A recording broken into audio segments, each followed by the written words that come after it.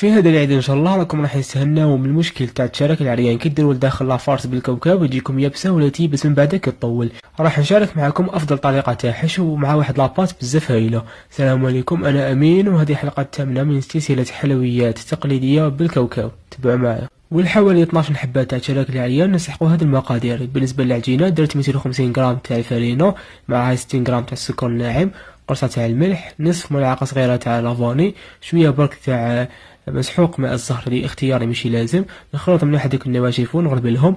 نزيد هنايا 125 غرام تاع العيدان.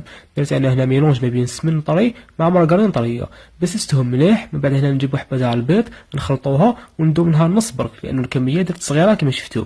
ندخل مليح هذيك الحبه تاع البيض. من بعد نبداو نطمو لاباط ديالنا بالخليط تاع الحليب والماء الزهر حتى نحصلوا على هكا باط تكون طريه وتكون هكا صافيه وليس ما فيهاش تشققات.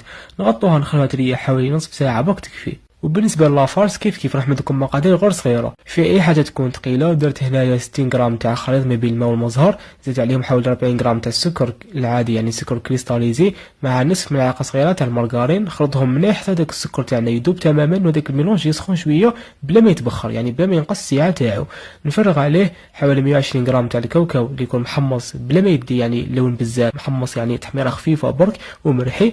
نخلطو حتى نشوف بلي هذاك الميلونج تاعي بدا شغل يتقال وهذاك الحشو تاعي بدا يتقال وبدا يتسيبارا من هذيك الطنجره. نحيه نفرغو في ريسيبيو، نزيد له ملعقه صغيره ماشي معمره مليح تاع لافاني مبشور تاع حبه تاع القارص تكون غير صغيره. نخلط ونغطيه بسلوفان ونخليه يبات ليله كامله، لازم يبات. لاباط ديالنا وزنتها كرات تاع 35 غرام وبالاستعانه برشه خفيفه تاع فرينه نبداو نحلوها هكا يعني الشكل تاع مستطيل يكون رقيق. لافارس تاعنا بعد ما كانت باتت وزنتها لي بول تاع 17 غرام نحطها هكا في الطرف كامل ونبدا نرولي ونضغط في نفس الوقت. نضغطوا باش لاباط تلصق في هذيك لافارس بلا ما تدخلوا داخل هذيك الهواء. خرجوا كامل الهواء تاعكم باش الحبه تاعكم تجيكم شابه. مع الاخر كامل تضغطوا باش ما تحلكمش لداخل الفرن. نبداو هنا رقوها في الكوتي وفي الوسط خلوها بومبي شابه حتى تحصلوا على حبه تاع التشارك تكون هكا شابه وبيان فيني.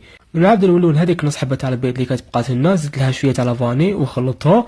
نبدا هنا ندهن بالبانسو هكا الحبه تاع التشارك العريان ديالنا ونرمدها في الكاوكاو. هنا اللي يكون ماشي محمص عادي بصح مرحي في الخشين يعني نحيتو في الخشين وغربلته نحيت منه هذيك الرقيق وهذاك الخشين استعملته في هذه المرحله. نزدت في الحبات تاع التشارك العريان تاعنا بهذه الطريقه باش يشدوا لافورم ديالهم وندخلوهم يطيبوا في فرن مسخن من قبل على حوالي 180 درجه.